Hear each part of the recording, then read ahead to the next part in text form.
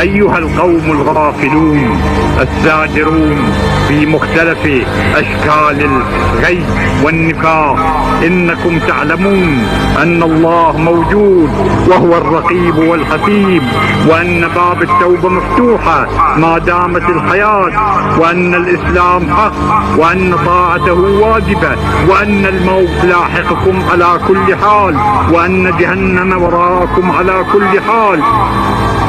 فارحموا أجسادكم من النار فإنكم لا تتحملون عذاب جهنم، وتستغيثون حيث لا مغيث، وأنتم الآن في فرصة التوبة والنزوع عن الحوبة والخلاص من غضب الله والإسراع إلى رحمة الله.